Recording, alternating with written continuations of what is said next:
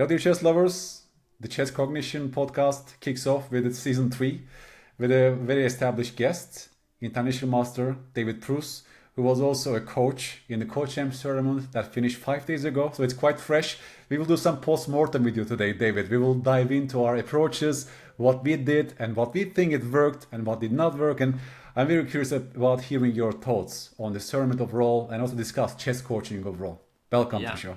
Yeah. Likewise, I'm very curious to hear your thoughts on this. Postmortems are actually my favorite tradition in like the whole chess culture. And of course, I'm just as interested in chess coaching as I am in chess playing. So getting to talk to another coach about what are they doing in terms of coaching and like talk about it afterwards, a coaching postmortem is perfect. This is perfect. And the first of its kind, by the way, guys. I mean, this kind of a CoachChamps tournament was organized for the first year this year by chess.com, where 8 coaches picked 4 students from different rating bands. And we trained those students for 1 month. And later, students played a tournament, round robin. And then, well, they brought us some points. And eventually, Robert Ramirez won it. I will talk to him tomorrow, by the way. So we can have some questions that we should ask him tomorrow, David. And I believe I came the 4th. I shared the 4th. And David, I think you were 5th or 6th. I forgot the final standings. But it's the first of its kind. And it's also, in terms of chess coaching, as you mentioned, David, it's quite a beautiful data for us because there's no scientific study on this yet. We don't know what approach works the best, let's say, when it comes to coaching approaches. So this was, let's say, the first ever trial data. Sample size is quite low, of course. Well, let me maybe surprise you with a small piece of information already. Please. Right there. I'm not sure whether or not you would really consider this the first of its kind because I ran a game show, so to speak, or a competition show called Ultimate Sensei on Chess Dojo, where we had 4 different coaches instead of 8, but we had 4 coaches competing, and we ran 2 different seasons of it. So we did it once with 4 coaches and a second time with 4 other coaches. Yeah. We had about 8 weeks for a season when we did it. And we had all the students in one rating band. So they were all at a similar level and could all compete together in the various challenges. So the first season, we did maybe players between 1,600 and 1,800. Or maybe 1,800 and 2,000. It was something like that. And then the second season, we did like 1,200 to 1,400. So we did a 200-point rating band, and all the students during one season were in the same rating band. So to some extent, all the coaching is kind of focused. It doesn't give you a sense of how is the coach at coaching lower rateds and higher rateds, etc. It doesn't give you a full sense of the coach's abilities, but it allows everybody to focus in on what can you do with players in this specific area. Yeah. And it was still a chance to see, whose coaching methods do what with those students. I actually did not know that. Thank you for bringing it up, David. You're doing beautiful things with Chess Dojo, with the whole approach and structure, curriculum, and the community. You have so many members. So I'm in that sense not surprised that you actually even tried this because, there's like you, Kostya, right? Jesse Cry, and one more, right? One more coach that was involved there. Well, actually, we wanted to compete with other people instead of each other. So the first season I participated and Jesse and Kostya didn't. And then the second season, Kostya participated and Jesse and I didn't. So we had, 6 other coaches who've been on, including Andras, who you really, I didn't know that even. Yeah, wow. Yeah, and Artur's Nixons was in that. Nixons was also there. He already has the experience as well. Amazing of doing this. Please tell us more about that, the results or maybe your observations later on, right? I'll share one more historical piece of information for you first.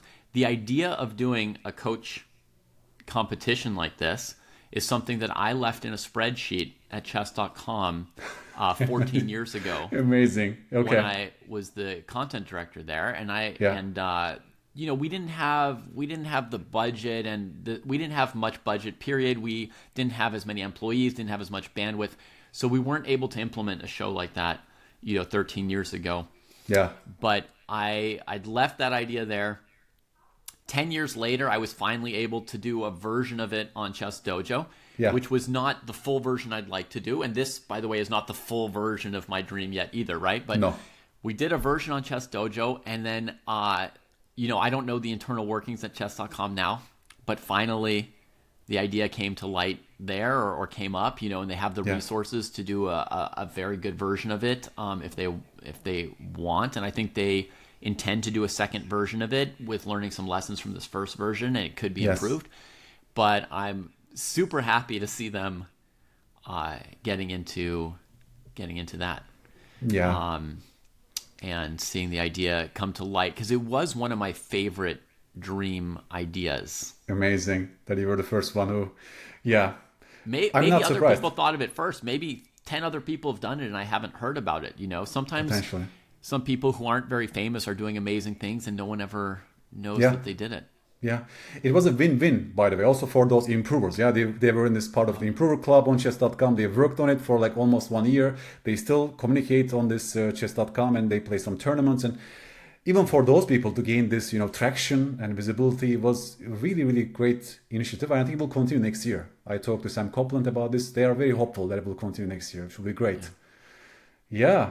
So maybe you can then tell us, what were the biggest takeaways? What are your emotions right after the tournament? And did anything even surprise you or change the way about the training overall? Right. So first of all, I really want to know what all the other coaches were doing and what they thought, and I don't know that yet. Yeah. So I'm sure there are many more surprises in store for me that I don't know about yet, and hopefully you'll tell me one or two today in our conversation. But two things stood out for me already during the competition. One was because I got to talk to you during our commentary on the 800 to 1200 section. I was surprised that your student Pingu was able to improve through some coaching on chess strategy. Yeah. Because I did not really think there was a big potential in 4 weeks to improve a player much through strategy / planning, that kind of direction of coaching. And you already know that my coaching was very much focused on just preparing for the event and just kind of doing drills and repetitions and getting in the right headspace. Because I basically abandoned the idea of making my students better. That's super interesting to me. Yeah, I'm just going to try to have them be in like game shape on the day of the tournament. Yeah. So I was surprised because I could feel that Pingu had gotten better. And if I understand correctly, you taught Pingu to look around at the pieces, figure out which ones were badly placed, improve them, and continually make small improvements in his position, which is very much a strategic concept. And it would not really have occurred to me to try to improve that in one of my students over the course of time that we had.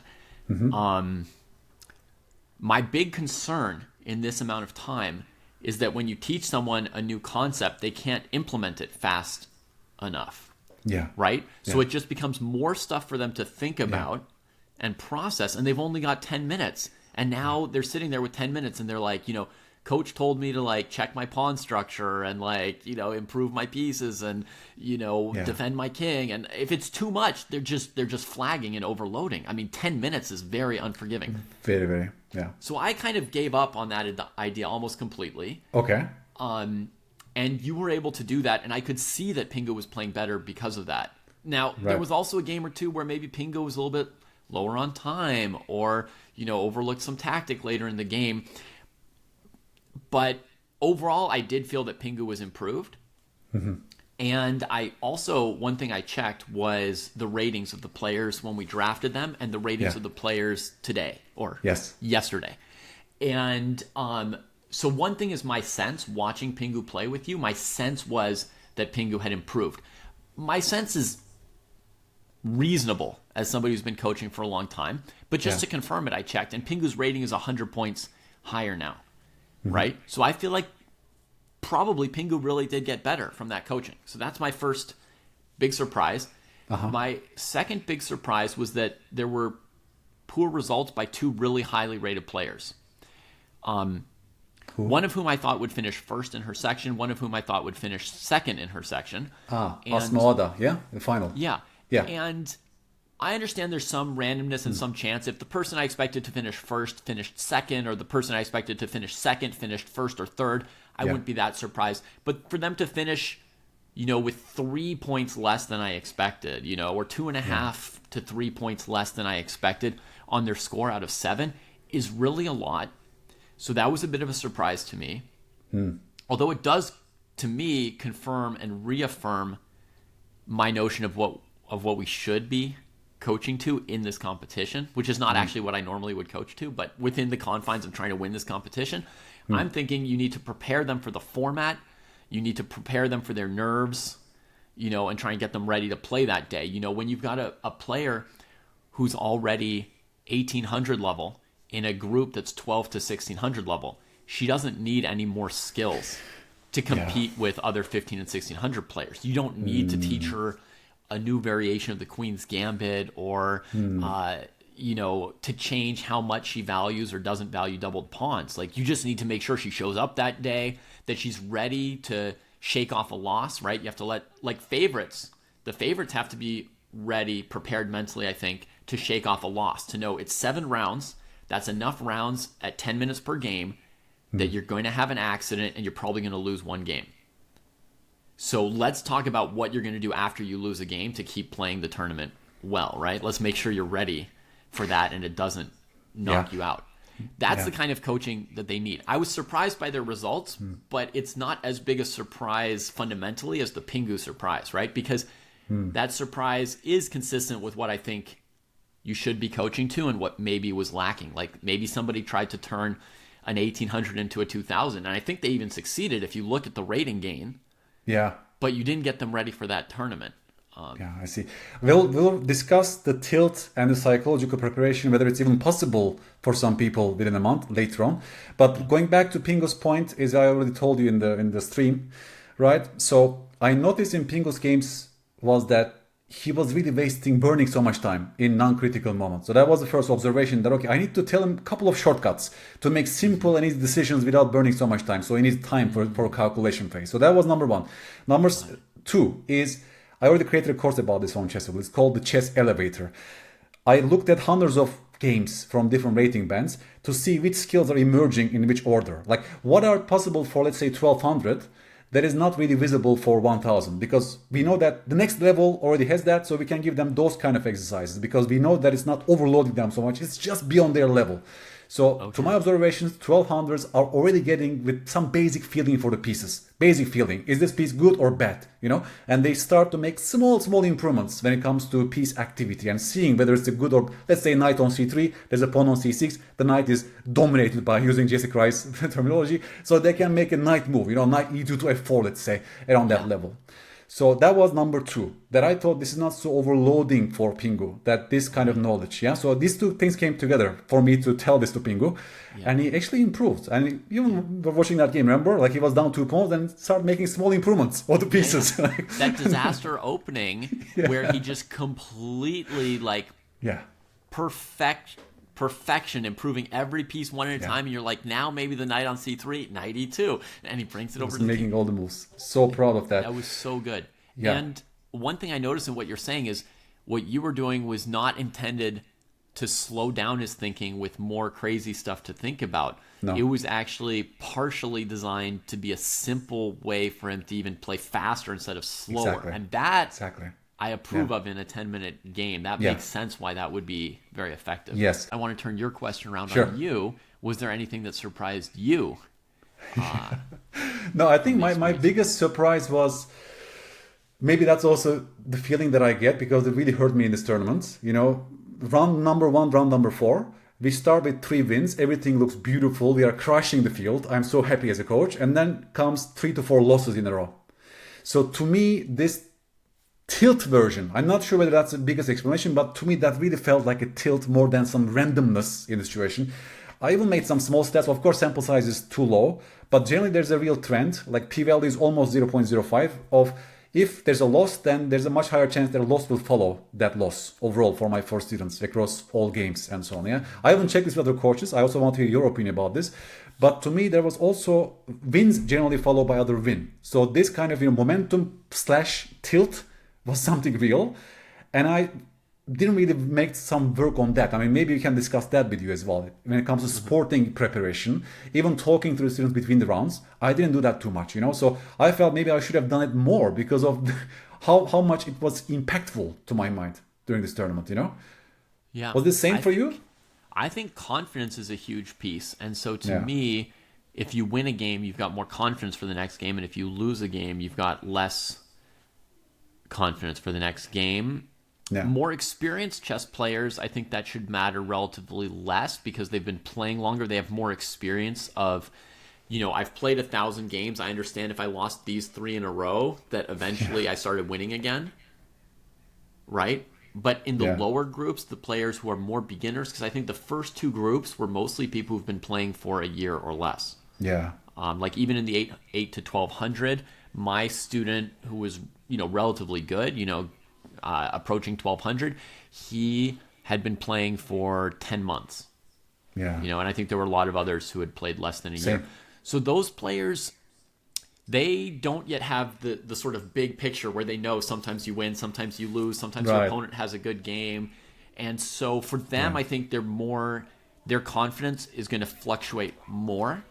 Even at higher levels, you have some players who are more or less emotional. But even if you're very emotional, I think over years of playing in tournaments, you learn that there are ups and downs, right? Like I'm very emotional. I'm a very emotional person. Yeah. But when I'm playing in a tournament and I lose a game, it's not like the biggest shock, and I understand there's another game to play tomorrow, and I've come back from a loss many times. So not as big a deal. But I think the confidence is huge, and I think especially for the first 2 sections, they would be susceptible to that in general. But I think if you add to it the unfamiliar tournament format for some of these players playing on stream, which they don't normally do. A few of them are streamers, but some of them haven't played on stream before. Big audience, some kind of competition pressure kind of stuff. Huge. I think that you could mix like the nerves with the confidence and then maybe get more streakiness. Yes, but then here comes my question. Did you actually work on this? Did you work to improve those kind of psychological comebacks? And what was your tips? Like, how did you actually work, like one-on-one, to fix that problem? Let's say. Right. Like, all 3 of my students are fairly emotional, actually.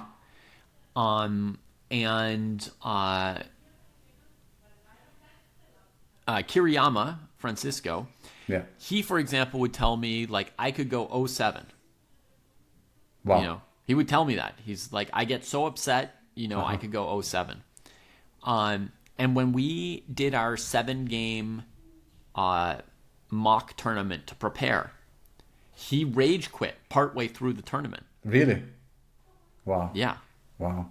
So you can imagine if we hadn't done the practice tournament, he might have rage quit or just resigned on move 1 for the last 3 or 4 rounds. By the way, he was lost against my student on the first round. I was so happy about that game, and then my student blundered 1 full rook in time trouble, and it was the turning point of the entire event. My student lost the next couple of games, and then Kiriyama went on to win this section. It was crazy important. Yeah, I know it could have changed who won that group. Yeah.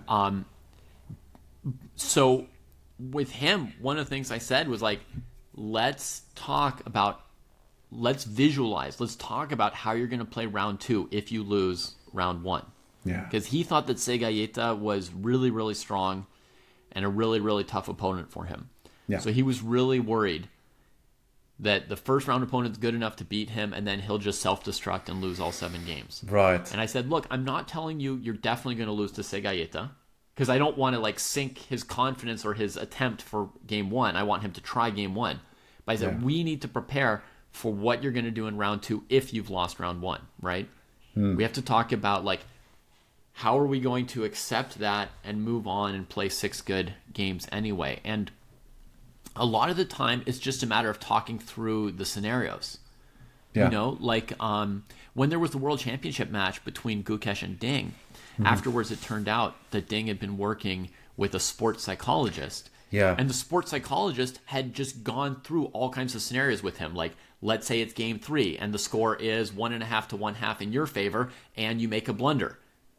How are you going to feel? What are you going to do? Okay, let's say it's round 3 and the score's 1.5 to 1.5 in your opponent's favor, and you notice that you've made a blunder. How are we going to react? Or we feel the game's petering out to a draw. How are you going to feel? And just imagine how many different scenarios there are. They would go through hundreds of scenarios. You see what I mean? They were simulating, a much simpler, smaller version of it. But yeah, they're simulating in their minds the scenario. To some extent, the advice is obvious, right? The advice is you should still keep playing well. Stay on the moment. We all know that, right? Yeah. But it's different to just in general know that you should always keep playing and keep fighting and play your best move and leave the past in the past. Don't dwell on the good position you used to have that you've now spoiled. Just look at the position you have still. But I think it's like a different level to have visualized yourself in a situation. It's round 2 or it's round 6 and I have this position and it's the middle game or the end game or, I have this much hope or that much hope. Imagining those different scenarios in advance, then when you find yourself in it, actually, I think you might be more prepared to follow that advice of which is still the same advice. Yeah. But you just play the best you can then. So you went through with all your students, like Kiriyama, for example. Imagine that you lose against Segaeta, right? Simulate your approach on round 2. Yeah. And we didn't do it in the detail that Gukesh did it for his world championship match, right? We didn't spend a month going through hundreds of scenarios, right? We just talked about 1 or 2 scenarios, right? Just like, you lose the first game or you make a blunder, like, you're in round 2. Just a couple simple stuff, because I figured that mainly, well, first of all, there's just limits on time, right? Yeah. I have 4 different students. And, of course. Or sorry, 3. I only had 3 students, but I had 3 different students in a very limited time frame, and they had their responsibilities, and I've got my little kids and all. But I thought if we can at least get through the first 2 rounds and at least get 1 win, then we're not talking about going 0-7 and we're playing a real tournament. So yeah. Did you talk to him between the rounds, by the way? No, like I chat? didn't. No. I didn't think we were allowed. No, to, I also didn't talk to them at all. But I thought maybe I was told that some people did that. Like maybe Dina did that. Like I'm not. That's great. Yeah. I mean, if I knew that I was allowed to and I knew how to do it, I would do it, because I think that's like a great moment when they're disoriented or whatever. Almost worth more than coaching, the month before. But if you could just be there and be like, it's okay. Remember your opening for next round. Because I was also thinking, like, I give them this opening prep, but they might just forget it, Yeah. If you could remind them before the game, like, this game you're playing the Sicilian. Oh, yeah. Because they're, like, in the thick of emotions, right? Exactly. The famous boxing quote, everybody has a plan until you get hit in the face. Yeah. Right? Which so resets. Once they've been hit, they don't know if they're an E4 player or a D4 player, or like, I planned this surprise line. Yeah. I've prepared for 3 hours upstairs in a hotel room, walked downstairs to the playing hall, and then played the wrong opening. Oh my God. Yeah. Once, the clocks are running and people are there and stuff. Get confused. I played the wrong opening, then I'm like, wait a minute. I prepared this other line. Of course.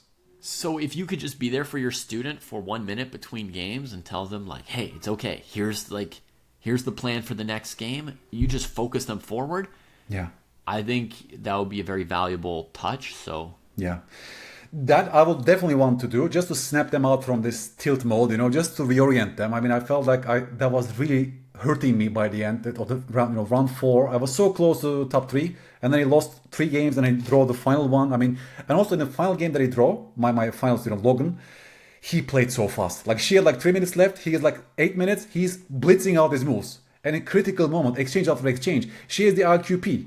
He can, by good orientation and calculation, he could get a winning position. But he was almost like he wanted the tournament to end, Like, he was like, this earlier 3 losses was really affecting him. And that turned out to be a very critical point for me. That if he won, I could probably just become, first 3. Who knows? So that was, to my mind at least, when I go back and think about the tournament, this was probably the most surprising thing. Maybe also shows my weakness, because I feel maybe I'm more like a scientific, let's say, educator, that I worked on this, let's say, more scientific or educational part of chess. Meanwhile, I was maybe a little bit ignoring, the sportive element behind things, which you did quite properly. Yeah. Maybe you're less of an emotional person yourself as well, so you don't think about other people as being super emotional. Maybe it's not maybe you haven't struggled with tilt and emotions very much when you were a player. Yeah. So then you don't think of that as a problem for other people. Right. Also, Moonset, the very first band, she was streaming. There was, by the way, 300,000 people watched her Twitch streams. It was the main page of Twitch. It was insane. They were showing it, like her stream on the main page of Twitch on that day. 300,000 viewers, and you're playing this CoachChamps, and she did not even like have a break between the rounds, and she was analyzing her losses. That was, I think, a big mistake, by the way. Yeah, she started with 3 wins, by the way, 3 checkmates in a row. It was an incredible start, and then she loses the first game against the tournament leader, and then she got really upset. She was really sad. Like, she even says that I'm really sad, and she keeps checking her mistakes right after the game. Yeah, just with the engine. It was quite bad. I think I should have just snapped her out from that. I wish I could talk to her. Yeah, that's where if you had 1 minute with her, you could be like, forget about the last game. Forget about that. Just focus. And then four losses in a row, basically. Yeah. So this was probably moving forward. This is one of the biggest lessons that I should take if I participate again in the CoachChamps moving into the future. Yeah. Yeah, see if your students have emotional needs. Yeah, huge. What are you most proud of from the whole experience, by the way? What do you think really worked in terms of you and your coaching and your team's performance, David? Do you have like a bright moment? Coaching. Yeah. Because what I'm most positive, what I'm most proud of is the fact that I remained positive and didn't say anything negative when the event was, let's say, unfair from a sporting perspective to me. How come? That's what I was most proud of. But in terms of coaching, what am I most proud of? I mean, I guess all my students, played through all 7 rounds and said that they had a good time. Kiriyama praised you so much, by the way. You got amazing credit from Kiriyama after you won that round. Yeah, we will talk more about that. Your opening prep and advice and so on. Yeah, I mean, it's normal that somebody who won is going to be feeling good and have good things to say about their coach. I think, V Tom had good things to say about Robert, and I'm sure Nabolini has good things to say about our tours, etc. Right? In my normal coaching life, not in a competition, but in my normal coaching life, my number one priority is for my students to have a good relationship towards chess. In other words, they should be able to enjoy playing more than they hate losing. Yeah. They should be able to enjoy studying. They should be glad about what they're doing and have some positivity coming from them. Mm-hmm. And so in that sense, although I didn't really work on it much this month, but the thing I would be most proud of as a coach is that my 3 students, win, loss, or draw or whatever, they came out of the experience and, said they had a good time and, that they were able to play the tournaments kind of normally without freaking out or stressing out too much. And, that would be for me. How about you? Yeah, I mean, I think probably if you come back to it, I think the Pingu experience again, right? Seeing that he improved a lot on this in this realm of positional chess, and see how he turned that game around by improving his pieces. I think this was the most proud moment for me personally, like in terms of chess wise, chess skill wise, that I felt that I made some impact on him. Again, maybe that could be something irrelevant, but it felt like that our coaching and our discussions has sort of led to that. Also his rating gains and so on.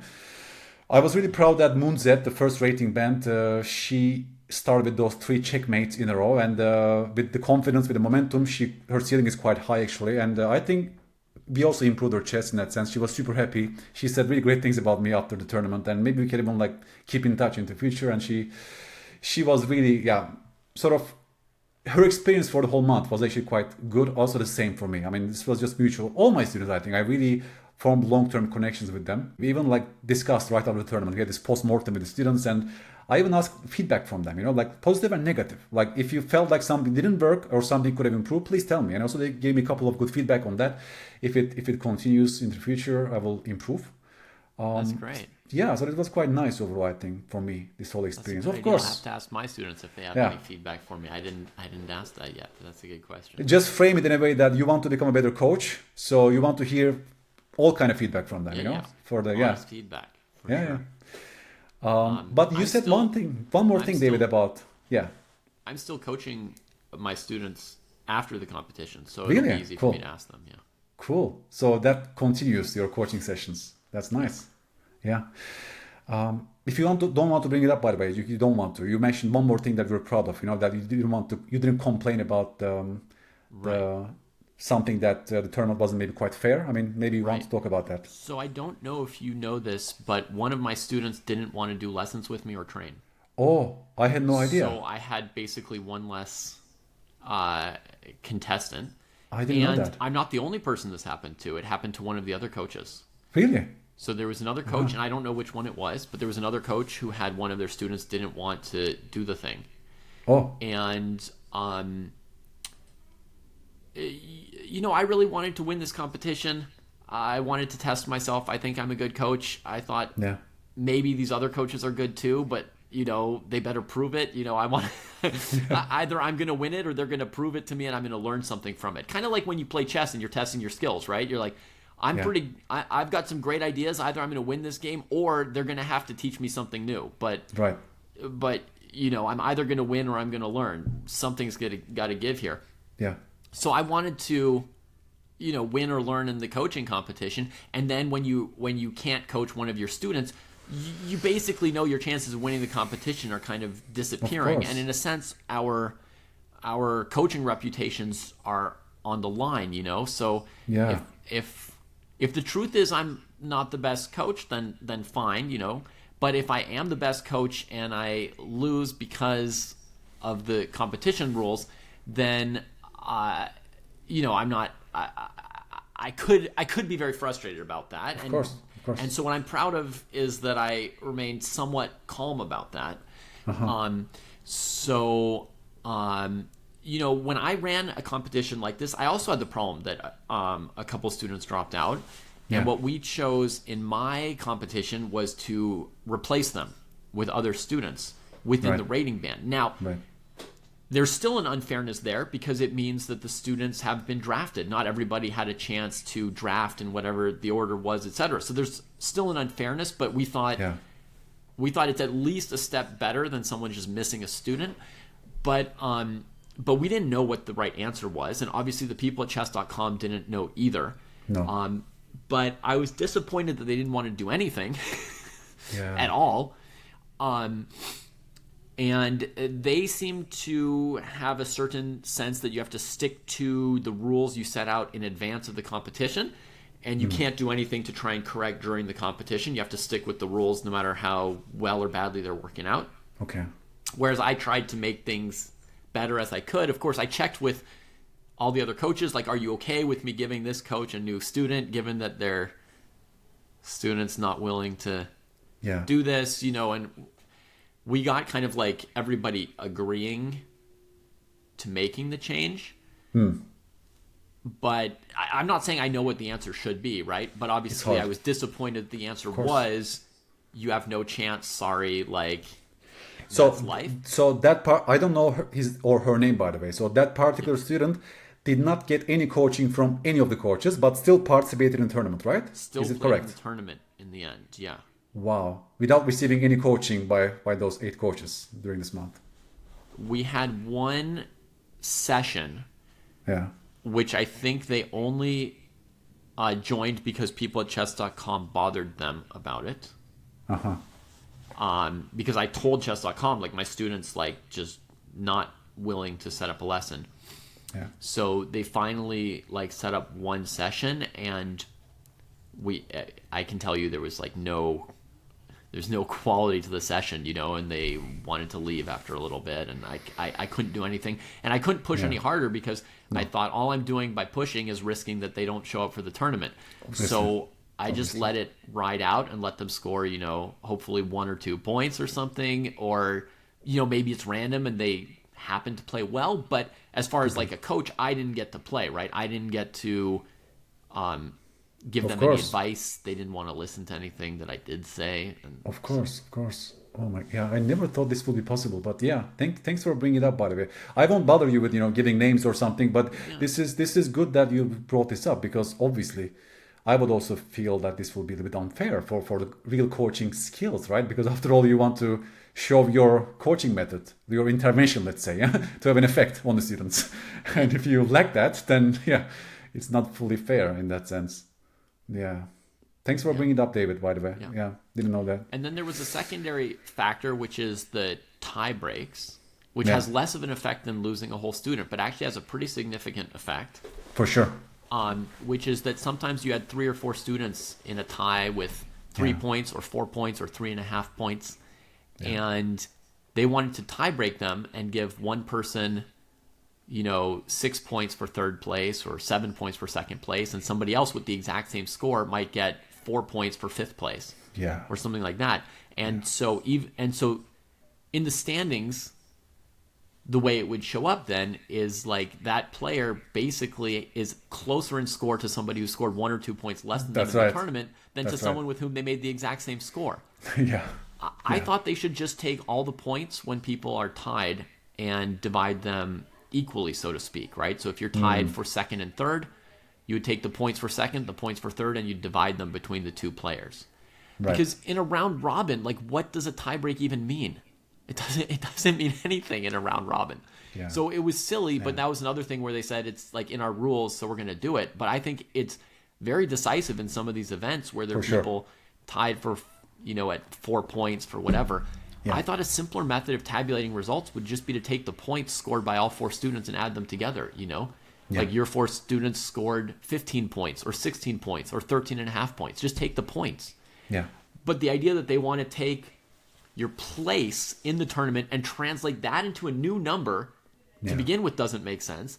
And then they want to use tie breaks so that those numbers are extra inaccurate. That's right. That's actually so true. This is actually great feedback for chess.com because maybe they can improve future events with this. So check this out. Dina Belenkaya, right, as an example, she got 20, what did she get here? She got 19 points in the updated chess.com standings, but her students scored the same 14.5 points as my students did. Oh, really? With 16 points in ninth place. Or Artur's Naxons, who got second place with 21 points, his students scored 15 points total. So half a point more than Dina's students or my students, and half a point more than your students. You also had 14.5 total points from your students, like Dina and myself. Yes. So the standings that you see for everybody other than Robert, let me say this basically.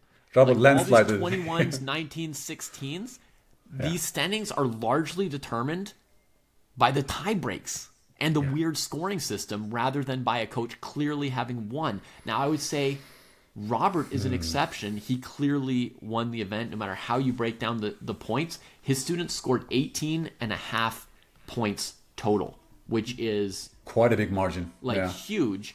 And Levy would have been clear second on points with 16.5, quite a bit more than Artur's or Dina and yourself, right? So the tie breaks had a very, very huge big impact effect on these standings, and much less than me not having a student. But when I didn't have a student, and then I asked, like, what are you doing with these tie breaks? Because like on the second day, Cash had a decent tournament and finished tied for second with 2 other players. And then they told me, oh, he's getting 5 points. And I'm like, he's getting 5 points, but like he's, someone else is getting 7 points. That's with the same score and same exact score. And they didn't want to change it. And I said, well, this is silly. So I give myself props for not getting too upset and yelling, publicly upset about that, or sending them nasty emails or anything like that. I sent them very polite emails. Thank you for doing such a great job running this event. I'm so happy you're doing it. Here is my feedback. Don't take it as me being mad at you, but here's why I think tie breaks don't make sense. Just take this unemotionally, just as X's and O's, some calculations, right? So without a student, I knew I couldn't get first.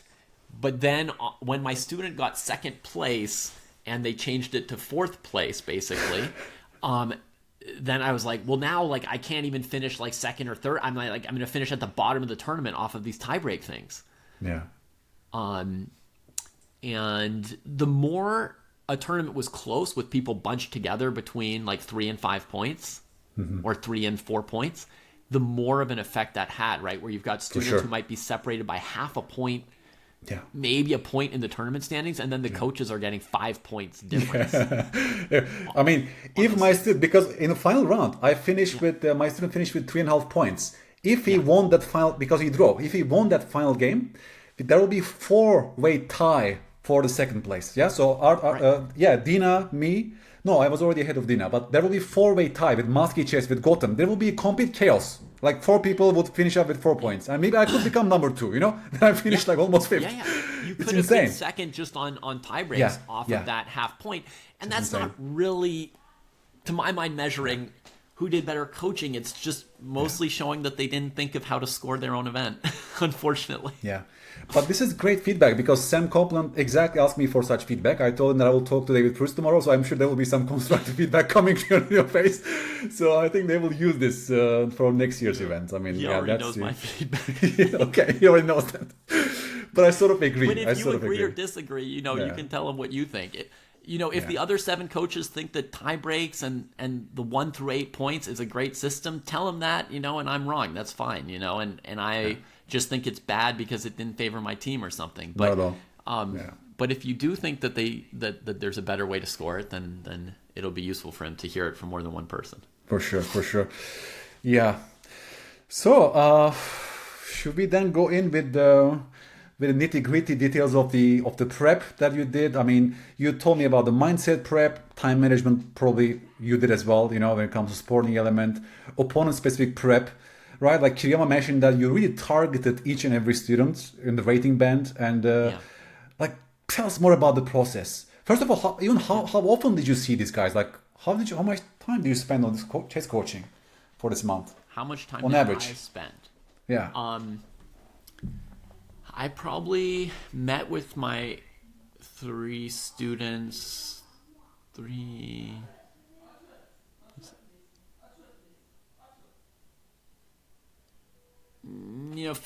to 20 hours a week I met with the students. Yeah. And the opening prep I mostly did on my own without the students, because I didn't want them focusing on it or thinking it's a big deal. But I probably spent another 30 hours total on that. Opening prep, yeah. So, you know what? My 2 students, I was lucky in that sense. Segayeta and Logando, under 1600 and under 2000, yeah. So they were already friends. They were already trained together, and this was totally random. It was sort of my luck, yeah. So they were already friends. They were doing some prep together. They even did opening analysis together. Like they actually targeted prep against all their opponents already, sort of prepared before they even met me.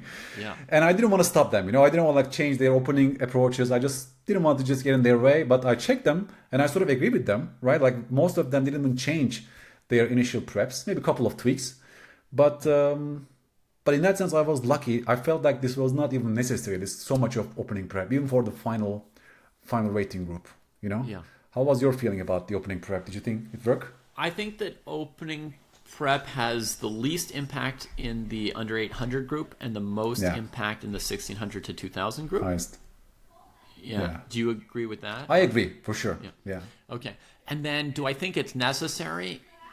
No. Basically, when I was giving opening prep to a student, it's maybe changing the result of the game by 1%. Yeah. So it's a very, very small impact. But I had the time, and I was like, I'll do everything I can, even if the impact is tiny. Okay. But I wanted to mostly do the opening prep on my own, and then just tell the students, like, here's a little plan. It's not a big deal. Like, I'm really trying to make them not think it's a big deal, because I don't want them getting too invested in it. Yeah. How do I put it? If I make it seem like a big, important deal, then they'll think it's a big, important deal, and that can just become a psychological weakness instead of... Because it's a very minor improvement in your chances, right? So this is just something I could do. But my opening prep is also... It's not just like you should play this opening or that opening. It was also important in 1 or 2 cases. I'll tell you maybe the most important. Yeah. 1 or 2 most important preps. specifically, so you can see what I mean.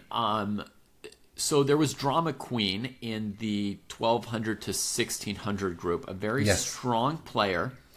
And I looked in her games, and she's fearless and ready to fight in the middle game and the end game, opportunistic, alert, etc. But oddly, in the opening, she plays very passively. It's like she's so confident in her middle game and end game play that in the opening, she just wants to make concessions and survive the opening in order to outplay her opponents in the middle game and the end game. Right. And in the opening, she's not willing to scrap. So if you make a threat, she makes a concession. You make a threat, she makes a concession. And I also noticed that very often she would overlook a tactical move around move 10 in her games, somewhere between move 9 and 11. That was my question, because you really did detailed prep. You looked at people's games and you even extract those bigger information, their styles, their middle game approach. That's amazing. That's amazing. Games. Yeah. So the important thing was not just the opening that I told my student to play. In fact, I gave him, I think, 2 choices of openings he could play against her, and he picked one, and then I prepared it for him. Yeah. But the thing was, I thought it's very important to attack her in the opening because that's her weakness. So what I wanted my student to know was you can play aggressive moves in the opening. You can bluff, and she will play passively. Not only that, there's a good chance that she'll make a tactical mistake that she's unlikely to play in the middle game or the end game. And if you saw my student's game with her, he played the King's Gambit for the first time in his life, which is completely against his style. He did. I remember. He never sacrifices. He's completely uncomfortable with sacrifices. He just wants safe, solid games all the time. So he played the King's Gambit. I told her she's not going to play, E takes F4, G5, G4 against you. She never plays like that ever against anybody when surprised, when not surprised. So it was an act of aggression that puts her into her back foot defensive mode. And he didn't get the variation that I mainly prepared him for. But he played his pieces aggressively anyway. Yeah. He played great, following the recipe, play aggressively, and she made a tactical mistake on move 10 where he won the game on move 10, and they played another 40 moves, but he was up a full queen for nothing. So there was no way he could blunder that anymore. So amazing. Well, you should have told me that experience when I asked you what are you most proud of. I mean, that's like Pruess' signature right there. This targeted prep on the styles. Even you guessed that she will blunder around move 10. And that she was a tournament leader, by the way, for that band. She was by far. She was 1800 or something, right? Already on that band. 1600 band. It was incredible. Yeah. 1880, I think, by the time the tournament started. So what I wanted to do was give him a shape of the game, a feel of what to do there. And he pulled it off really well, but that's 12 to 1600 is a pretty low band for a student to be able to make use of that advice, right? My student was one of the best students in that group as well. He was good enough to cross 1600 himself. So he was somebody who could maybe make use of that advice and pull it off. Right.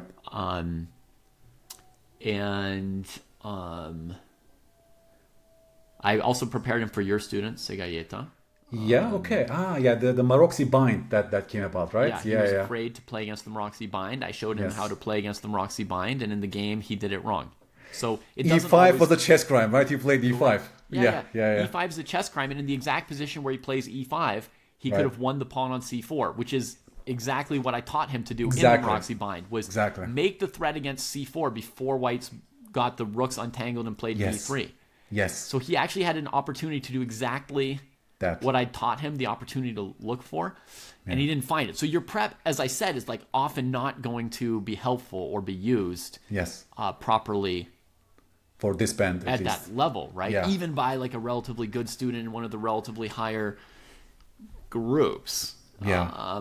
But you can do it, and it gives you a small there was a chance my student would have found knight takes d4, rook takes d4. There was a chance because I showed it to him, right? So I'd improved his chances by 1%. Yes, you improve your chance.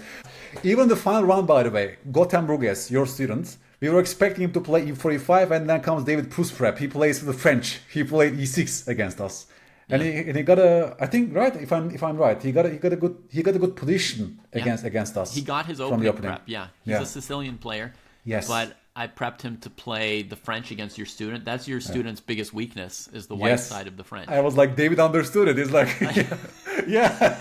That's actually, it takes Pruess to understand his weakness. I was worried about that game. Yeah, actually. And with Martin, every student has their own strengths and weaknesses. You have to think about your student and what they can do as well when you ask them to do something, right? Yeah.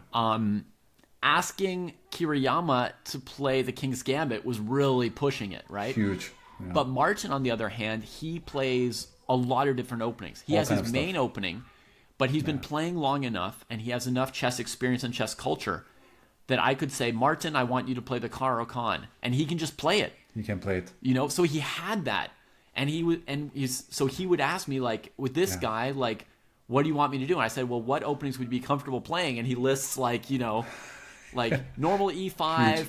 Russian, Petrov, like Caro, English, Sicilian, like whatever. And I'm like, okay, great. So we can, with him, I'm confident just telling him to play whatever. When you analyze, let's say, my students, were you just using like normal online Lichess games and just move by move, or you were just using some softwares like aim chess or whatever to extract some basic stats from these people, or just using your own I just use knowledge? My own brain. I just click on their moves. quickly. Let's say last 10 or 15 rapid games or so. I can play through a game in, I don't know, 30 seconds maybe. Yeah. And so I can play through, but then every now and then I have to stop and think about something I'm seeing.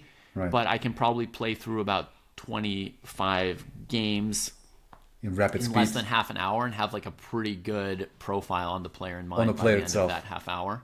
Yeah. To the kind of detail I'm telling you, like they're more likely to make mistakes between move 30 and 33, or when they're trading, or etc. So interesting, yeah.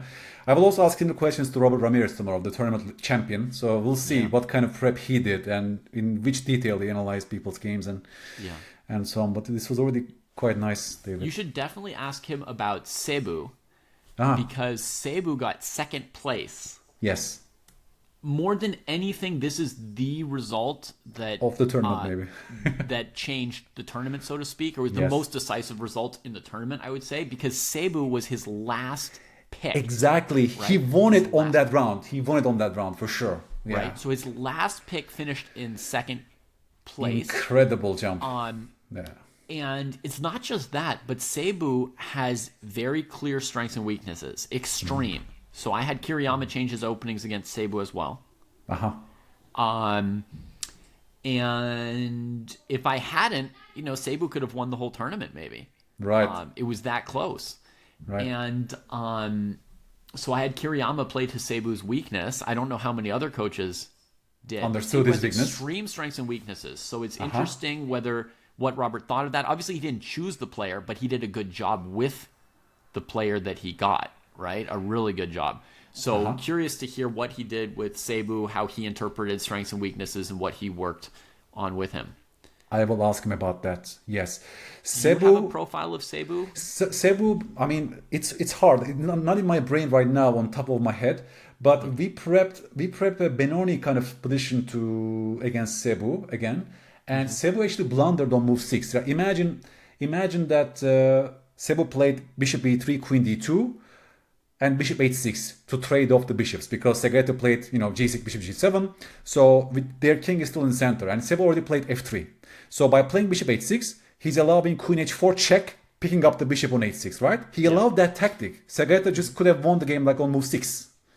But it was round 2. Right after Segato lost against your student, he was on tilt again, just going back to my point. And he told me after the tournament that loss destroyed him psychologically. That loss against Kiriyama on the first round. He was competitive winning. He lost hang a rook for nothing in time trouble. So psychologically, he told me he was extremely affected. So he lost that game. He couldn't see it. Then he allowed some, attack on the king side, h4, h5, and Sebu won a very nice game on the king side. It's one thing to lose a game. It's another thing to lose a game in some particularly mentally devastating way, right? Yeah. Like to just hang a rook when the game is already in the bag is so horrible and really distasteful and bad for your confidence. Then you're like, I have to second guess myself all the time. I can never just relax. So yeah. Yeah, and to me the biggest surprise also for the entire event that after Segata lost 2 in a row, he went and beat Frank in maybe the best game of the entire tournament. I haven't checked all the games, but to my mind, it was this crushing attack in the middle game that ended in checkmate, basically, like in move 25, after some beautiful calculations and so on. It was around number 3. Just when I was losing all hope, he came back to the tournament, and then he won 4 games in a row, actually. This was a huge comeback for Segata, and I'm very proud of that. Yeah. I will ask him that tomorrow, by the way, Sebu. If you have other questions, please let me know. I mean, I'll tell you my profile on him in advance so you can compare it with Robert, with what Robert tells you tomorrow. I think Sebu is an incredible attacking player. He's got more attacking skills than like any player I've seen at that rating level in a while. Like the vocabulary of checkmating patterns that he knows, but also he knows the patterns that start an attack, right? Like, okay, a basic thing would be you see a pawn on g6, you play h4, h5 to trade and open a file. Most 1400s know that one, right? Yeah. But he knows tons and tons of things. When an opponent castles opposite sides, he'll play, immediately b5, losing a pawn to c takes b5, bishop takes b5, whatever. Lots and lots and lots of techniques, advanced techniques that, you would only think an 1800 would be aware of. Right. Incredible. So I concluded if he's 1400 and he's this good at attacking and he's got a weird opening repertoire that is suited to attacking. Then I figured he has to be weak in like everything else. Right. Like so. It would be one thing if his attacking skill were like 15 or 1600 and he's 1400, then maybe there's one area in which he's 12 or 1300 or a couple areas in which he's 1350. But his attacking is like, I would say, 1900 to 2000 level, probably. So he's got to have like incredible weakness in other areas. So I had Kiriyama play d4 instead of e4. Right, that was the change of prep. Kiriyama always plays e4 normally. I told him play d4.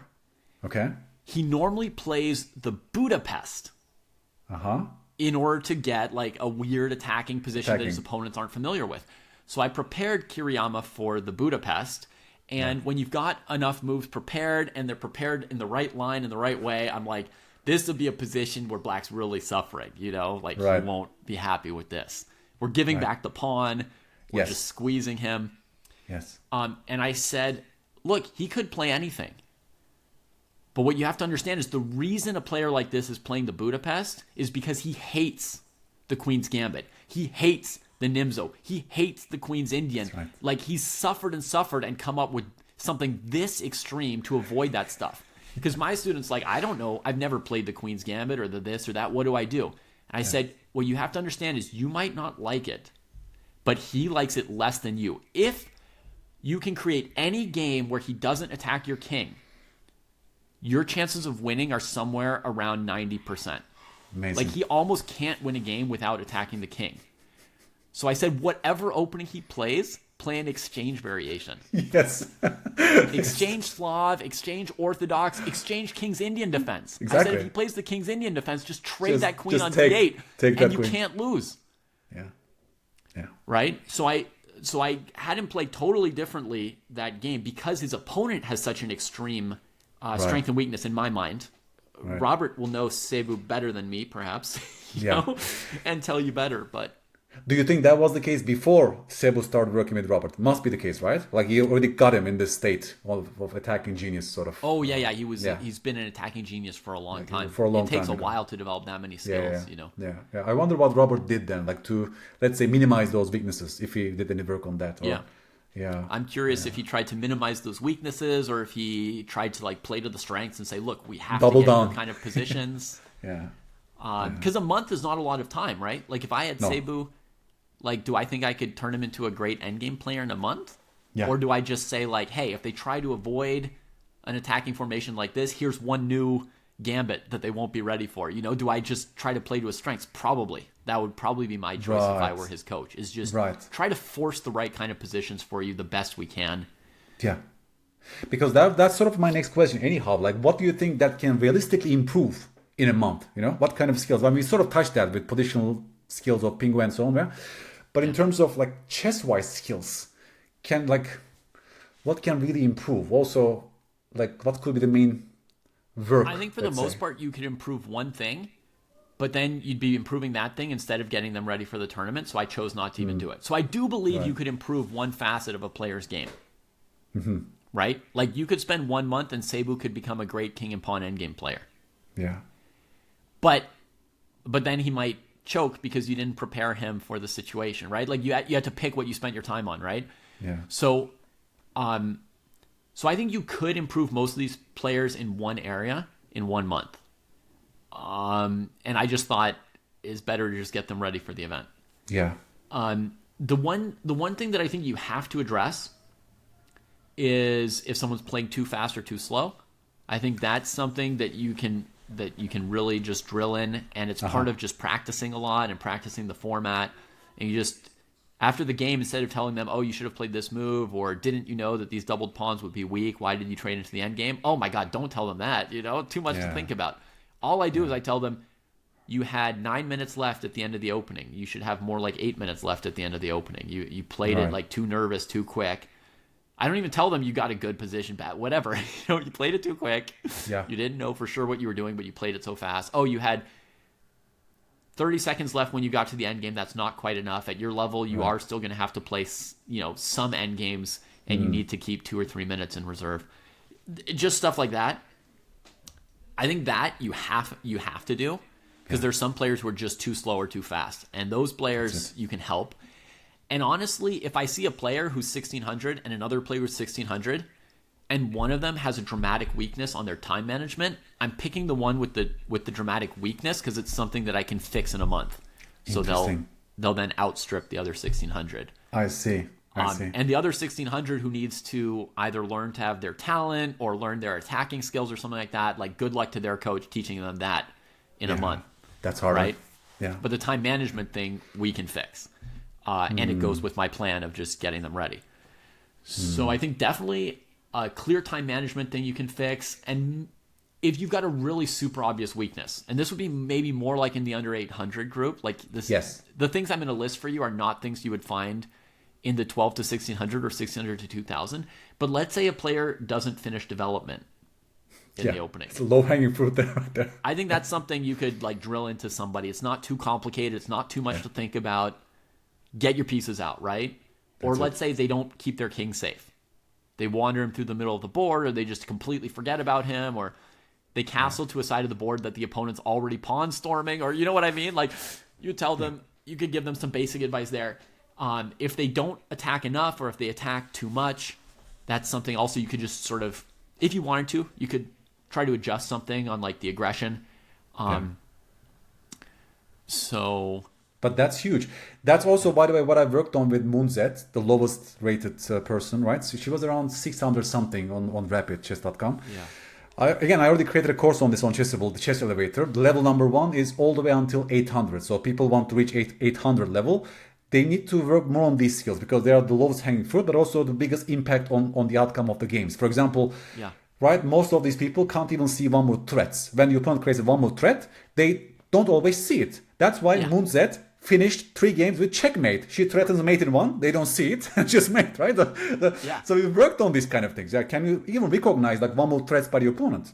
Yeah. And also, can you even place your piece on a protected square? So can you even not place it on a hanging square? That's also huge. Yeah, don't hang a piece. Check the opponent's captures. If all your pieces are in protected squares, you'll hang far fewer of them. You'll be surprised when your opponent takes the piece, maybe, but then you'll notice that you can recapture it. So, so important. So that's also what she drilled. I gifted her my course, and she was drilling that course, that first level. That she was right up her alley. Not too easy, not too difficult, and she already improved on that. I mean, I actually checked the entire tournament. She did not hang a single piece in the entire tournament. Like, she did not like place a piece on a square that could be directly taken by the opponent. She did not make a single mistake like that, of that kind. That's incredible. Right? She did different mistakes, but I mean, that's also what we should measure, right? Like, we should also not focus on the end result only, but the quality of the moves, right? Like, to track. So I was very proud of that as well. Like she actually improved on that.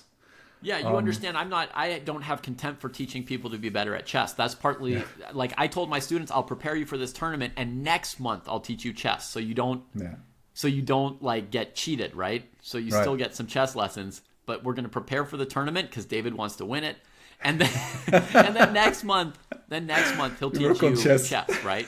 So now I'm starting to teach them chess this week. Amazing. Okay.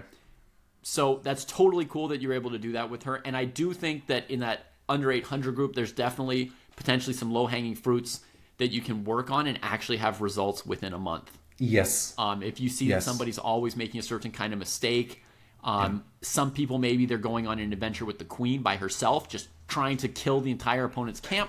And like 40% of the time it works because the level is so low, right? They're just picking up hanging pieces with their queen. Exactly. But you're telling them, hey, you're playing in a tournament where the best players are up to like 800 now. Yeah. And we want you to bring out all your pieces.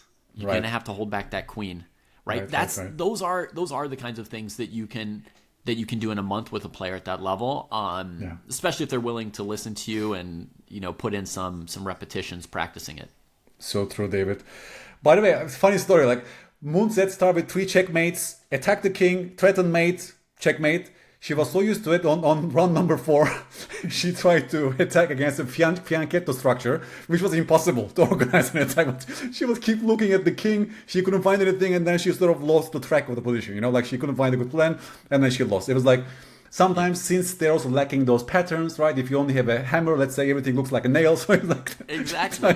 Well, because you could only teach her so much. If you tried to teach her, here's where you should attack, here's where you shouldn't, it's too complicated, right? Yeah. Like then she'd just be confused and flagging, right? So you taught her how to make a certain kind of threat. It got her some points, but obviously it's going to be more time before she's got different tools for different situations, right? So she's going around with like a blunt object hammering away. And, it's not going to work every time. Yeah, that was my feeling too. Yeah, it was just funny. I mean, again, like maybe not so fair for you to ask this question because you only work with 3 people after all, but when you just look back, like statistically, what are your feelings? Like, what do you think played the biggest role in the results? Coaching approach, draft choices, or just the pure element of luck, basically? Right? So I can't answer well till I hear more about everybody's coaching, right? Yeah. So I'm mostly still just giving you my bias and my guess as opposed to like a really reasoned and researched answer here. But my feeling is, with only 4 weeks to prepare, that the draft choices are going to be more important than your coaching, right? Whereas if you had like a year to prepare the students, then the draft choices would tend to matter less and the coaching would matter more. There's also a question of the spread in skill levels between the players. We had 400-point groups here. Yeah. Right? When I did my version of this before, I used 200-point point groups. The players were much closer together. In addition to it being 400-point groups, there were 2 or 3 players who just hadn't played much rapid and had like a blitz rating or a bullet rating that was 400 or 500 points outside of the group, right? So in the 0 to 1200, the 8 to 1200 group, the winner, QQQ, had played no rapid games. No. So he somehow had a rapid rating of like 1,000 or so. But he had a blitz rating that was over 1,600, more than 400 points above the rest of the field. Huge. Yeah, so skewed. So when you've got that, like whoever picked him was going to win that section on day 1. There was like, I mean, there was nothing. There was no hope. And he was not even number 1 draft. I think Gotham picked him in the end. It was Gotham's number 2 draft, right? It was number 2, yeah. That just means the person who drafted first made a mistake, right? But it's still the drafting that decided it. Nobody was going to improve 500 points at that level in 1 month. Yeah. Right? And it's not like all the other players were 1,200. Some of the other players were like 900, right? What hope does a 900 have against a 1,650? Yeah. So the range of the players was so huge. The drafting was going to be dramatic, Yeah. We had players that were, maybe 300 points. A couple players were maybe 300 points ahead of the number 2 player in their section. That's right. Which may already sound like a lot, but then how far ahead were they from the players at the bottom of their section? Right. Sometimes 700 points gap. Really? I actually missed that. It was such a big gap. Yeah. I mean, think if QQQ versus, let's say, Jay Andorra or Pingu, who are 900, right? Yeah. And QQQ is 1650. It's a 700 point gap. Next section, we have Drama Queen, who was 1880. Yeah. And she's got opponents who were, half the field was 1400. There was one player who was 1200. Yeah. So she was 680 points ahead of the lowest rated player in her group. Do you think the final standings were just completely mainly predicted by their current rating? Like maybe, I mean, it could be analyzed easily, right? To me, it had a huge impact. Like I predicted 3 of the 4 winners before the draft. Okay. I got 3 out of 4 right. Yeah. I was wrong about 1 winner. Drama Queen most likely, but yeah. What's that? Was it Drama Queen that you failed? No, Asmoada I picked for the Asmoada, yeah, that was a surprise. Top section. Yeah. And the top section was generally much closer than the other sections. That's it. Yeah. Most of the players were between 17 and 1800 at the beginning, which was much closer. Yeah. Asmoada got over 2000. Yeah, crazy improvement. Which is incredible at that level. Yeah. But even that is like a 200 point gap. The other sections, it was like a 700 point gap. Right? Much larger margin. Yeah. But that's the only one I didn't predict who would win before draft day was V Tom, right? So I think that the drafting had a big impact, and there are other impacts as well. But to me, like a huge factor was that Robert got Sebu last pick, where I thought Sebu should be 4th or 5th pick between like Sebu and Frank maybe in that when I had my draft order. I don't know what your draft order was that day. Yeah. You must have had one of the earliest picks because you got Segayeta, who was one of the top 3. That was so you must have had one one of the top 3 picks. Number 1. I don't know if you looked much further than that to see who was available at the bottom, but I think that Frank and Sebu were probably 4th and 5th picks, and he got Sebu at 8th pick. So I think that had a huge impact. Huge. Although also to get 2nd place means also maybe the coaching, right? Maybe that I will ask him tomorrow for sure. Yeah, that you have to figure out, like, how lucky did he think he was to get Sebu? Did he think Sebu should be a 1st pick or a 5th pick or an 8th pick? I'm curious to hear what Robert thought of that and how much it was due to Robert bringing him up. Right. Then, of course, there's going to be luck to some extent. You might mean just like random chance, right? Like Segayeta hanging a rook that normally he wouldn't hang, but maybe you want 1 out of 20 games, he's going to hang a rook like that, and it just happens to be against his top competitor in the very first round, and then it inspires one of them and depresses one of them. There's that kind of luck. And then I would also say there's like the scoring system, like just the jumble of the tiebreak thing actually had a huge impact on final the standings. A dramatic impact on the standings that chess.com put up at the end.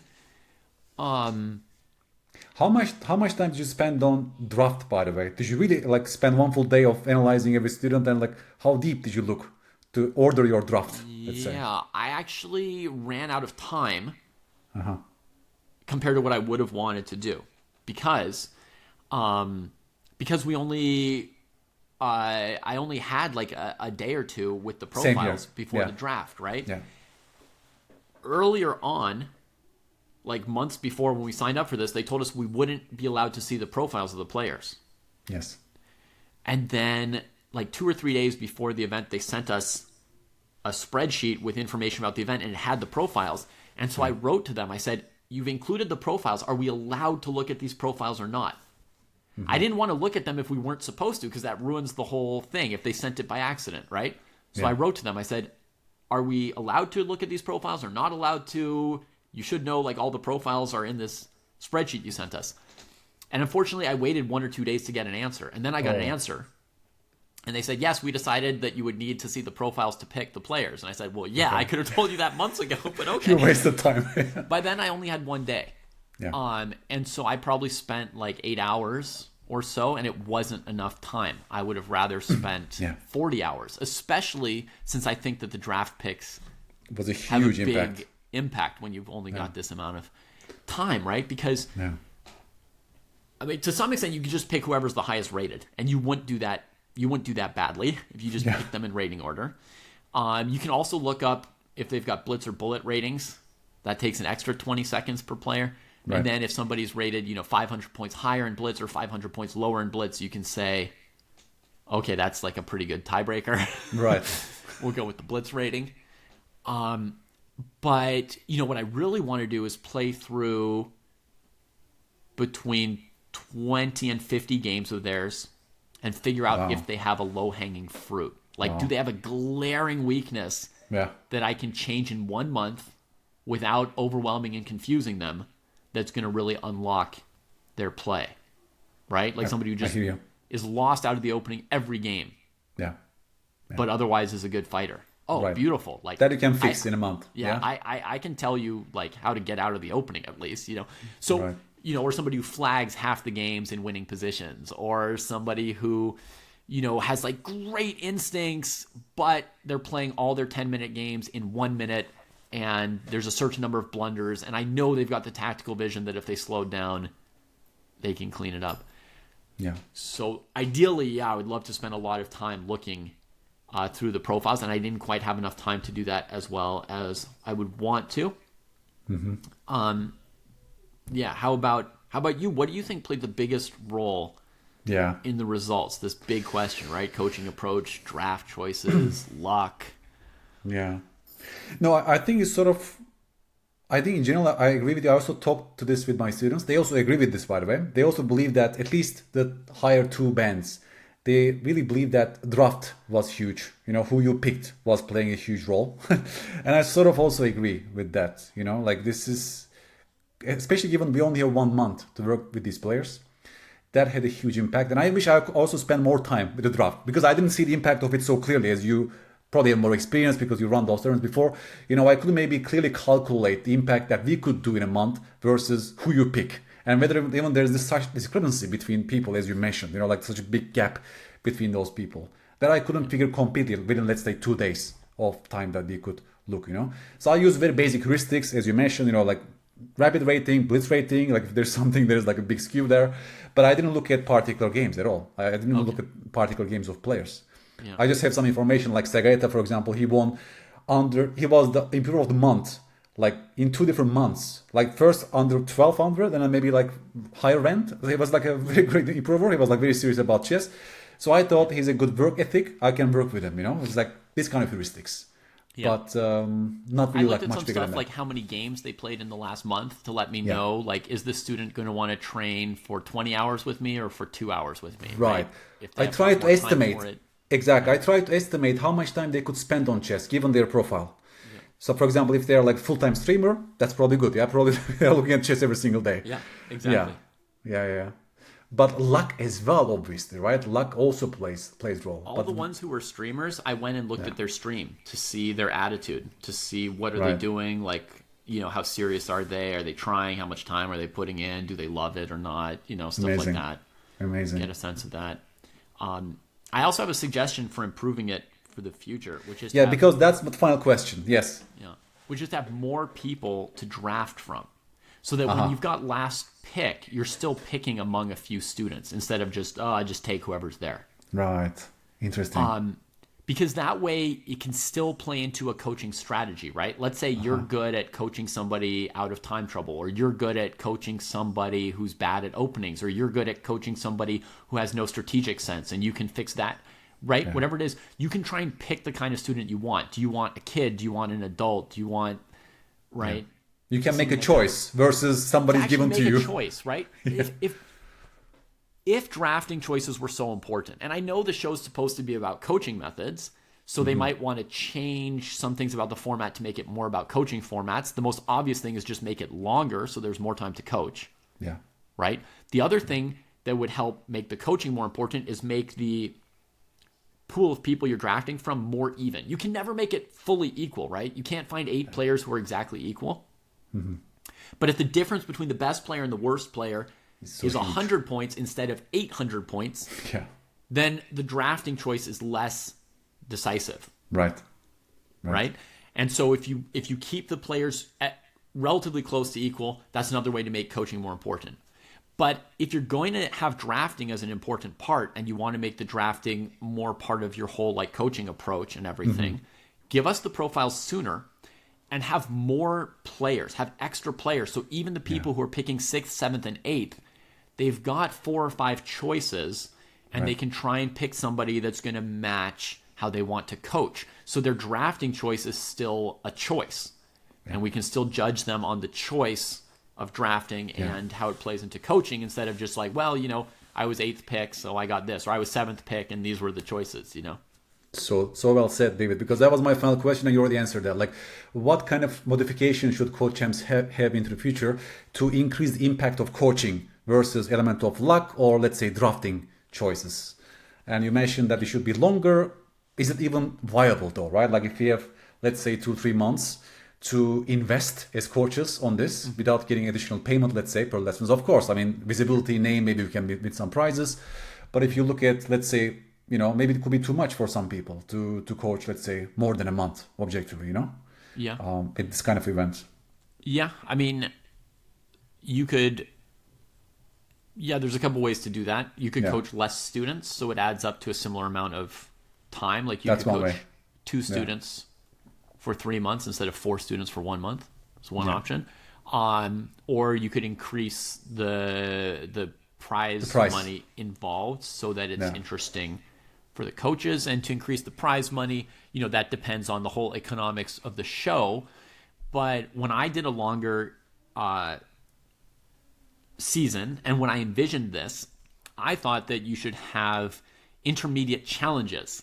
So it's keeping the interest of the viewers. In other words, we did like a tactics challenge after 3 weeks. And then we did an endgame challenge after 3 weeks. And so imagine you're one of the people following the competition. You watch the draft.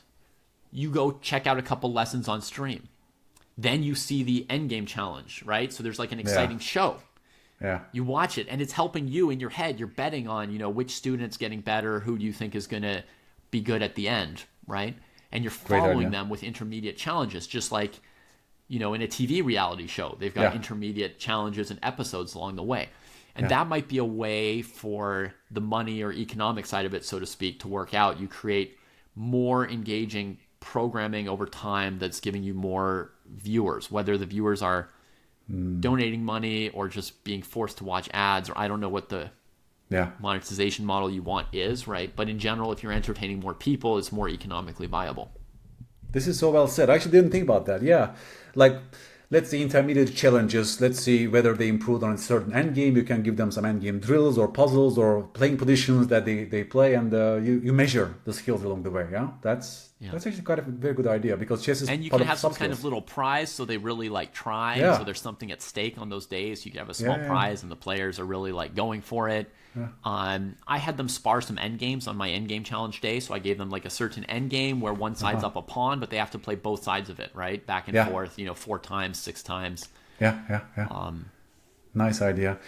Are there anything else that you want to, for example, talk about this dojo training and tournaments in 10+2 and so on? I mean, you probably still run them, but you think that really helped your students as well, this practical approach to 7-round round-robin events that you did with Chess Dojo? Yeah. Do you feel like it helped them? I would have made them do it 3 or 4 times if I could have arranged it, because that's what I believe in the most of anything I did within this format. Right. Was like have them practice the 10+2 all the time, because the normal pool is 10+0, right? So have them be used to 10+2. And then also give them the experience of it being 7 rounds back to back. Yeah. I tried to craft the right level of opposition for them, and I paced it about the schedule that I expected Chess.com would pace it on their show. Mm-hmm. And then, if possible, I want it on stream so that they're feeling nervous. Honestly, I would have, I would have wanted to ratchet up the pressure if I could have. done a couple of these and told my students, like, have a couple of cameras and put simulate. cameras on, and there's like $1,000 on the line, so you better like win this practice tournament. And so just see anything that you can do. And this is something in general, I believe, is like anything you can do to replicate the conditions of the competition or of whatever you're going to be trying to perform in the future. You want to do that now, right? If I'm preparing for public speaking, then I should be standing up right now instead of seated when I do the podcast, right? To prepare for when I'll be talking in public somewhere. Yeah. It's amazing, David. I'm really curious right now. Since I got the first data from you, I really want to talk to each of the 7 coaches. Tomorrow I will talk to Robert. Let's see what kind of things he did and whether he deviates from your methods or he did something completely crazy and surprising. But your methods sound very like scientifically correct to me as well. And everything you said about the drafting and the element of luck and even the final standings and made total sense to me. I think moving into the future, I think they will improve chess.com. I think they will get this feedback and even the visibility might go higher, because what do you think about the audience even for this event? Do you think this was hyped enough or were there maybe disappointing audience numbers in the end, or we expect even more than what we saw? I think the idea of like a coaching competition is very fresh and new. Yeah. So I don't know if audiences immediately know whether or not it's thrilling before they try it. I also think that a big part of the interest is watching the lessons. And when I did the event, we used an honor system that we wouldn't watch each other's lessons, and then we streamed all our lessons, all the coaches. So that if there's a fan of the program, they can follow along as much as they want. And it helps them to see what are all the methods that are at stake. Right now, the methods are kind of like, I think largely, or to some extent, a mystery, right? Because I started off streaming all my lessons, but I sent some messages to chess.com like, can we tell all the like coaches and students just to not watch each other's lessons? Right. And they wrote back to me and they're like, because we don't feel like we have a rules way to enforce it, like, we're not even going to tell people not to watch. They can just watch your lessons. So finally I was like, fine, I'll stop doing my lessons on stream. Okay. So I think it's important that all the lessons be out there on stream in some way for people to follow, to be interested. And I think intermediate events also build up that hype and excitement along the way. I think that, some people say, like, why are they saying, like, the best coach in the world when it's, like, 8 random people picked by chess.com, right? Like, the best coach in the world is probably not even on the show, right? Yeah. Probably. Maybe the best trainer in the world is whoever's training Magnus Carlsen right now or something, Or, it's quite a big statement, I have to say. Yeah, or I don't know if you know, but, okay, some famous coaches are, like, Ramesh. Yeah, right? He wasn't there. Ivan Sokolov. Where was he? And Jakob Agard. And, those guys like train like super GMs. Then Gukesh's coach for many years when he was younger. They were without the ancients. Vishnu. Yeah, amazing coach, and that guy is still training up like hordes of future Indian super GMs that you will find out about again in a couple of years. So, okay, but my point in bringing that up is I think that actually it does make sense if they want to make this show hyped and exciting that they invited like relatively famous people instead of being like, oh, Ivan Sokolov's like this great trainer, we'll go get him, but people maybe, he doesn't stream, doesn't have a following or personality, whatever. Chess.com often does this, right? They try to tap into existing streams and profiles to get more hype for their event. So to me, it makes a lot of sense. Like the fact that they were able to get a huge name like Gotham Chess, right? Yeah, huge. And some other good names. I'm not trying to like offend one way or another people by saying you got on because you're famous or you got on because you're not a good coach or whatever. I'm the least famous among it. I was really surprised actually. Or or tell people they're more or less famous than they are. But the fact that chess.com used a strategy of getting some, well-known people on the show is good for getting hype and interest in the show. And maybe at some point they should also lean towards like, let's get these like super coaches that don't have the public persona, right? I mean, wouldn't you want to watch a show where it's like Vishnu versus Ramesh? Like, whoa, you know? Yeah. 100%. You'd be into that, right? The real like I would be chess heads of the world would want to watch that. So if they bring in some people who've got podcasts at first, you know, and so they've got you and me there so that people like tune in, and then at some point they bring in some super coaches, I think that would be a reasonable way to do it. But it's your answer of like, to answer, you know, did they hype it? I mean, I think that they tried to a bit by getting these good names. That was good. They put a good prize fund on it.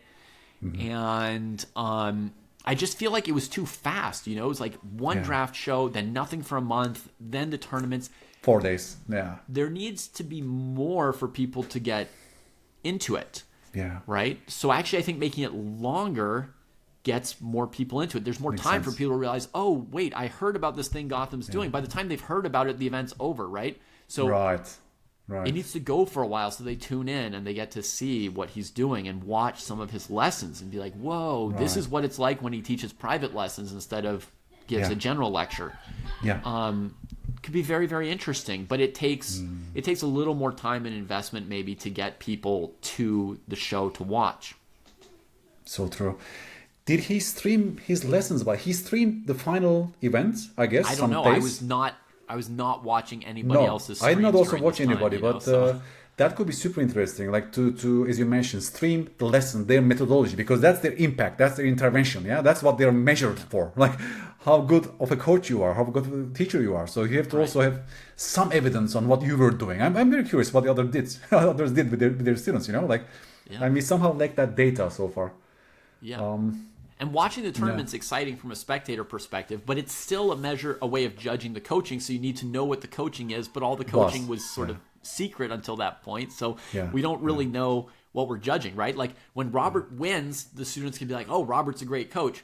But they don't actually know like what training methods just won the event, right? Until you interview him and you get that out of him. But I will ask him all the questions tomorrow until he reveals his secrets. I was sort of expecting Gotham, because now he became the third, let's say, it was a good result, to publish a video on his YouTube channel of the entire month, you know, like a summary of what he did, maybe some snaps of his training and coaching and, you know, what he thought actually worked. And because he was a teacher to begin with, I think that's his roots. So I think it also could benefit him, you know, like to in a different way, to show his success, let's say, in his tournaments, in a more hype way, so we could create more eyes. You know? Maybe that will still come. I'm still hopeful, actually, about that. I guess I'd have maybe one more question for you, if you don't mind, which is like maybe you could speak to a little bit about the training that you did with Logando, because I have some idea now of what you've done with your other students, but I don't really know what your training methods were with Logando. So what was your take on like the top section? You know, how much did you think you could achieve in a month? What did you... First of all, Logando was my final pick. I was pick number 8. Right, so I actually had no choice whatsoever. So then I got Logando. I was lucky, as I said, because they were already friends with Segaeta. They were already like training partners with Segaeta, and Segaeta is a very strong student. So it was kind of a matching Logan's game from time to time. Of course, Logan was vastly winning, but it was quite a kind of a nice match.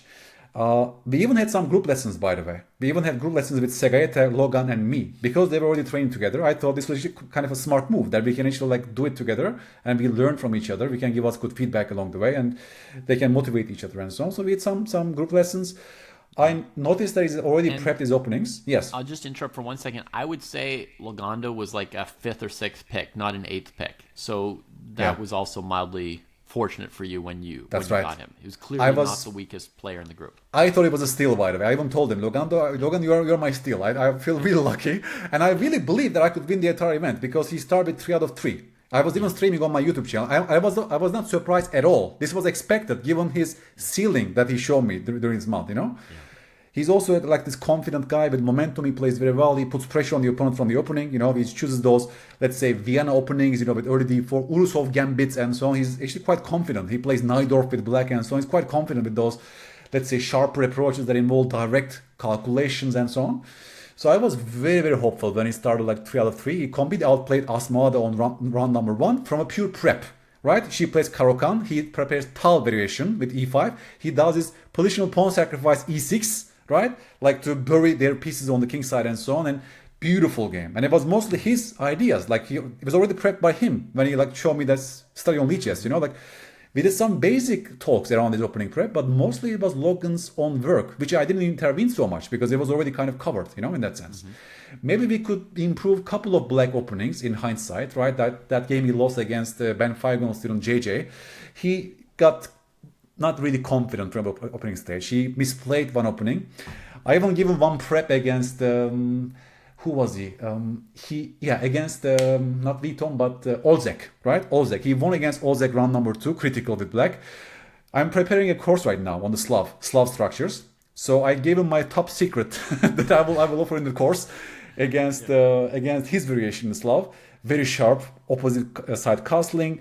But he should play b5 before knight bd7, and he misplayed it. He missed the move order. He was move order tricked. He played knight d7 first, which make Olzek e4 much stronger. He plays e4, he took on d5, his king was stuck in the center, he should have lost that game.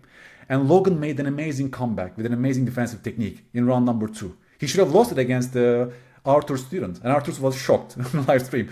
So at that moment, I gained real hope that Logan might simply landslide this tournament. Olzek, of course, by the way, is a player that I could see a clear improvement for, a low-hanging fruit, even for a player that high, which is that Olzek is at their best when attacking, right, and has poor technique and conversion with extra pawns. Yes. But Olzek plays the Jobava London system, which is a mismatch for Olzek's skills. Right. So for Olzek, I would have them either, if it were longer term, I'd have them work on their conversions and their endgame technique. But if it's 4 weeks, I would have them like switch their openings actually to play openings that are more suited to their strengths and weaknesses. That's it.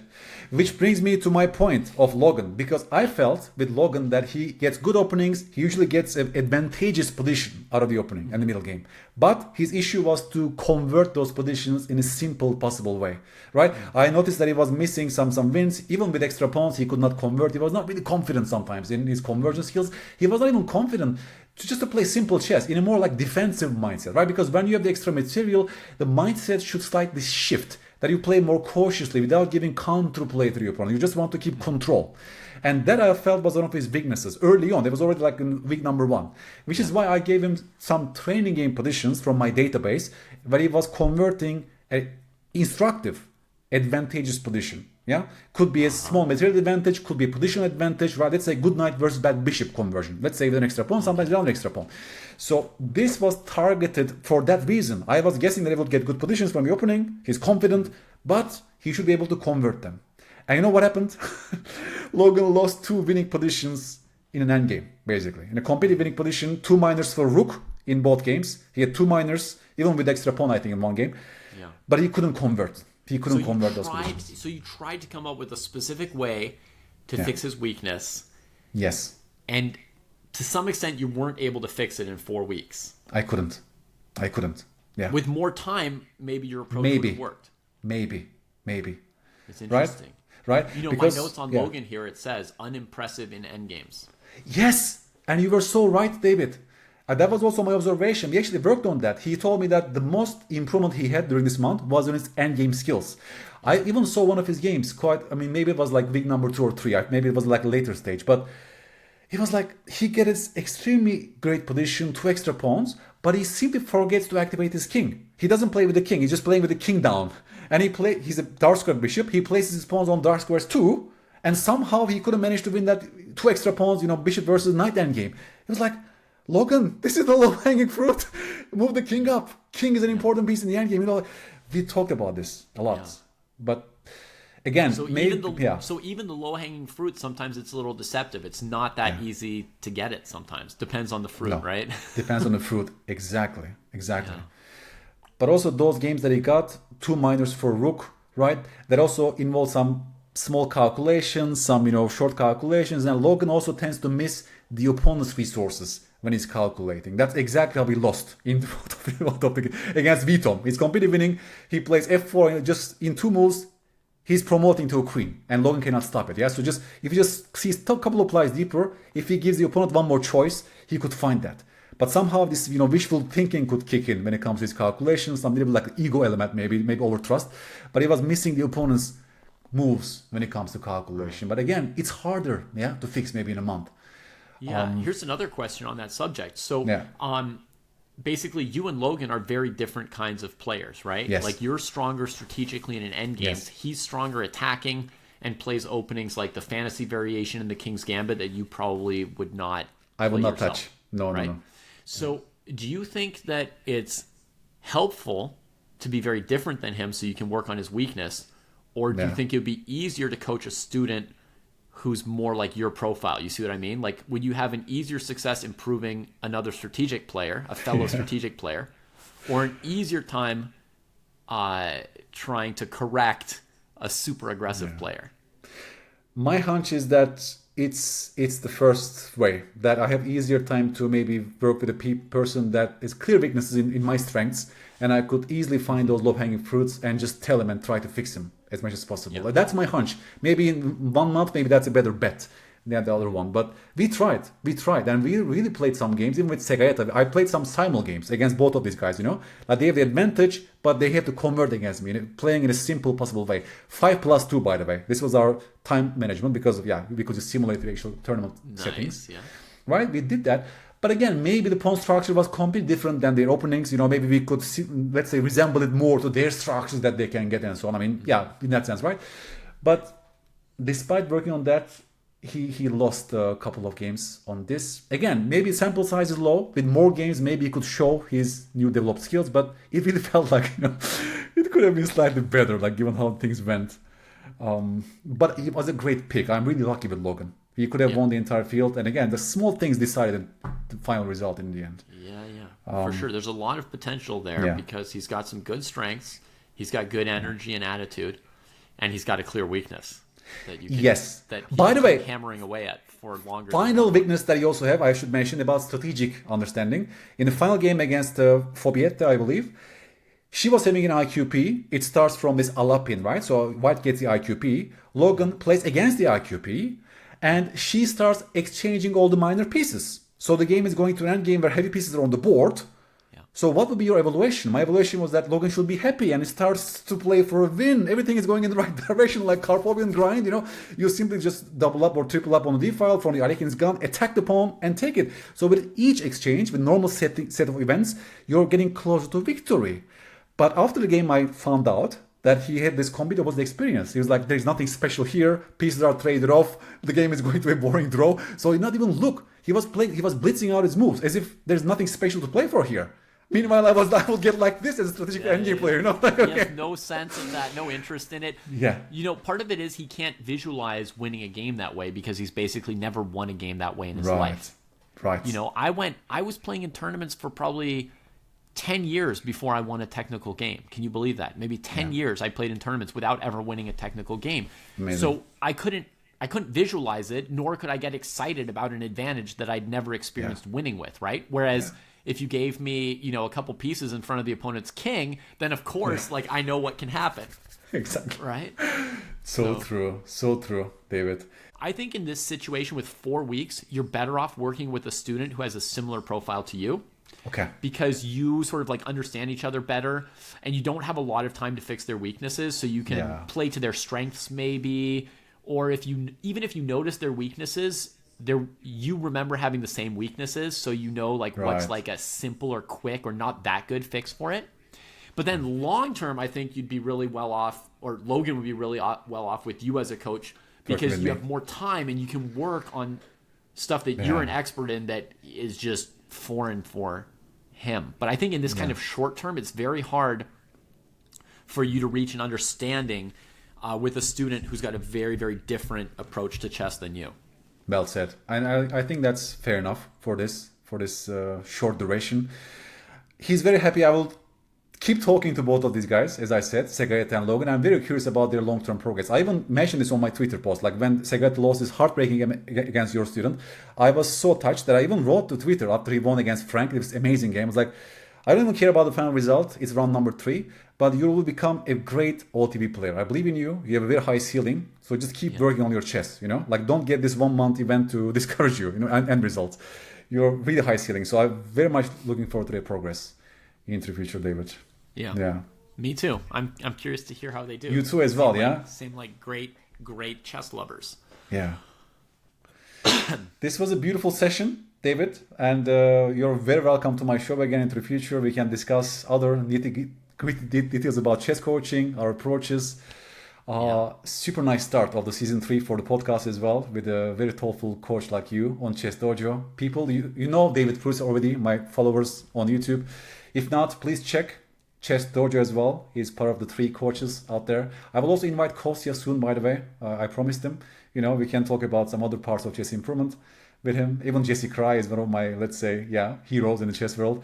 Nice. I very much like him as well. So our approaches are aligned with Chess Dojo, and you're doing amazing things with your students. I even hear this feedback from my own students across the years. So keep doing what you're doing to get people more passionate about the game itself and keep on learning into the future, David.